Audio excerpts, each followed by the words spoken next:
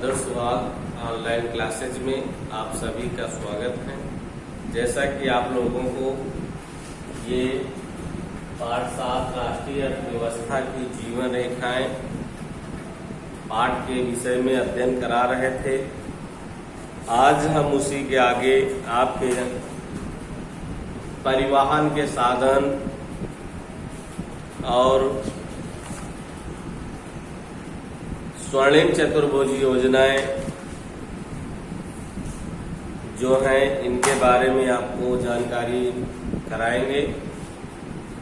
कल हमने आपको परिवहन के साधन बताए थे, स्थल मार्ग, जल मार्ग और वायु मार्ग। स्थल मार्ग के अंतर्गत जो आते हैं से सड़क परिवहन, रेल परिवहन, पाइपलाइन, ये जो है स्थल मार्ग के अंतर्गत आते हैं।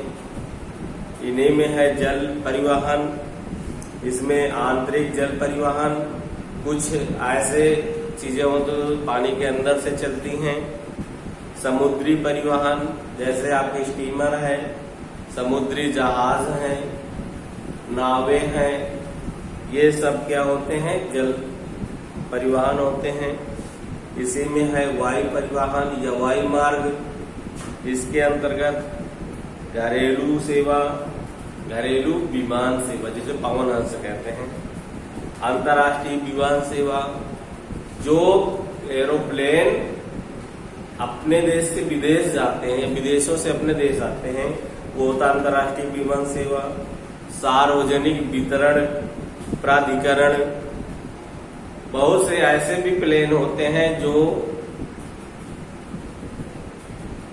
आने जाने में सुविधा हमको उपलब्ध कराते हैं, और निजी विमान सेवा, और कुछ लोग निजी तरीके से विमान सेवा चला रहे हैं, जैसे टाटा, बिरला, रिलायंस,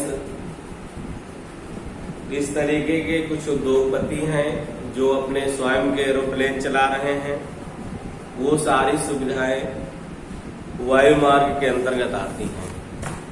इसी में आपको हम परिवहन के बारे में थोड़ा सा डिटेल बताएंगे। पहला आपका है स्थल परिवहन। पहला आपका स्थल परिवहन।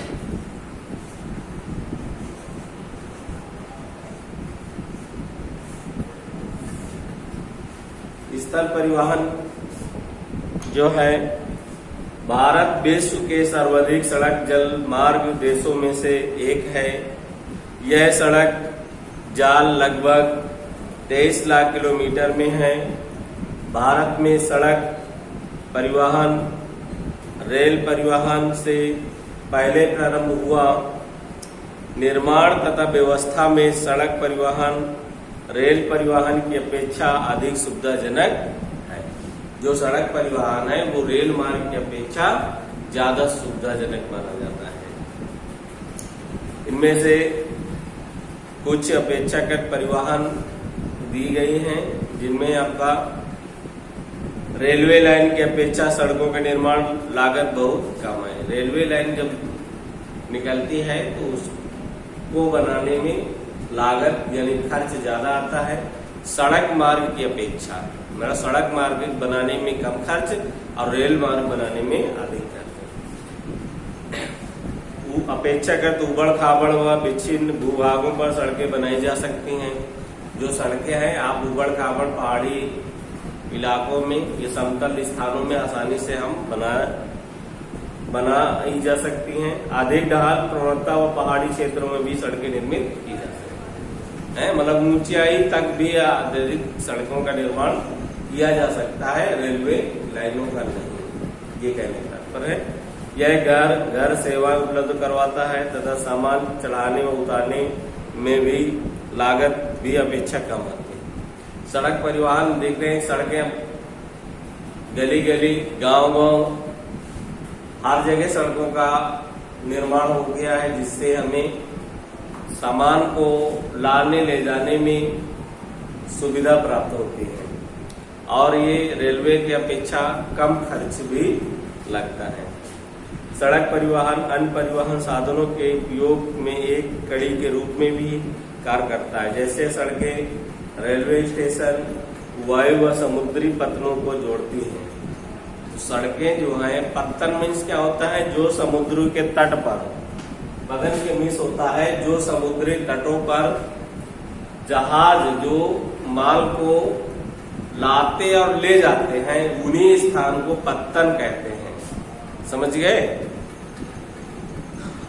और उनको जोड़ने के कार्य सड़कें करती हैं, जिससे माल बाहर से माल ला करके वहां यातायात में सुविधा उपलब्ध कराई जा सके। सबसे इम्पोर्टेंट पोर्शन आपका है स्वर्णिम चतुर्भुज महाराजमार्ग। तो स्वर्णिम चतुर्भुज योजना जो है, ये अटल बिहारी वाजपेयी की बहुत ही अच्छी योजनाओं में से एक है। भारत सरकार ने दिल्ली, कोलकाता, चेन्नई, मुंबई व दिल्ली को जोड़ने वाली 6 लेन वाली महाराजमार्ग की सड़क परियोजना प्रारंभ की है। इस परियोजना के तहत 2 गलियारे प्रस्तावित हैं।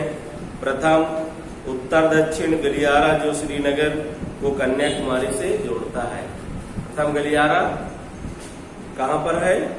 उत्तर दक्षिण, जो किसको जोड़ता है? श्रीनगर को कन्याकुमारी से, श्रीनगर से कन्याकुमारी को, यानी उत्तर से दक्षिण जो गलियारा है वो प्रथम गलियारा के नाम से जाना जाता है। और द्वितीय गलियारा जो है पूर्व से पश्चिम गलियारा जो सिलचर असम तथा पोरबंदर गुजरात को जोड़ता है।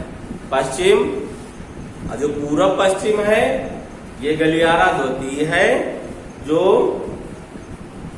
असम से गुजरात, यानी पूर्वी आपका कौन सा क्षेत्र होता है? पूर्वी आपका अरुणाचल प्रदेश, असम, ये सब क्या है? पूर्वी राज्य है। पश्चिमी आपका गुजरात हो जाता है। तो पूरब से जो पश्चिम गलियारा है वो द्वितीय गलियारा है, ये याद रखना है आपको। इस महाराजमार्ग का प्रमुख उद्देश्य भारत की मेगा सिटी के मध्य की दूरी व परिवहन समय को न्यूनतम करना है। यह राजमार्ग परियोजना भारत के राष्ट्रीय राजमार्ग NHAI के अधिकार क्षेत्र में है। राष्ट्रीय राजमार्ग इसको कहते हैं नेशनल हाईवे। राष्ट्रीय राजमार्ग देश के दूरस्थ भागों में जोड़ते हैं। ये प्राथमिक सड़क तंत्र है जिसका निर्माण व रख रखाव केंद्रीय लोक निर्माण विभाग CPWD के अधिकार क्षेत्र में है। अनेक प्रमुख राष्ट्रीय राजमार्ग उत्तर से दक्षिण तथा पूर्व से पश्चिम दिशाओं में फैले हैं। दिल्ली व अमृतसर के मध्य ऐतिहासिक शेरशाह सूरी मार्ग राष्ट्रीय राजमार्ग संख्या 1 के नाम से जाना जाता है। जो शेरशाह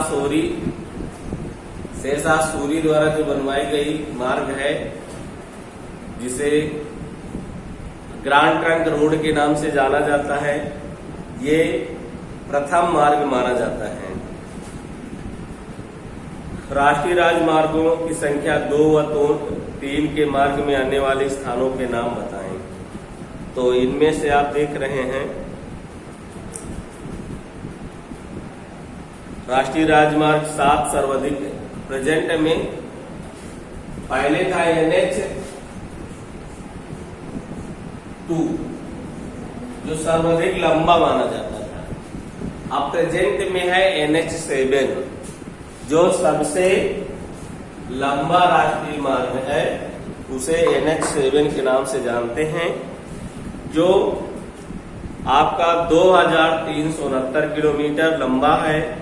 यह वाराणसी, जबलपुर, नागपुर, हैदराबाद, बंगलौर, मदुरई के रास्ते होते हुए कन्याकुमारी में जाकर के मिलता है जाके।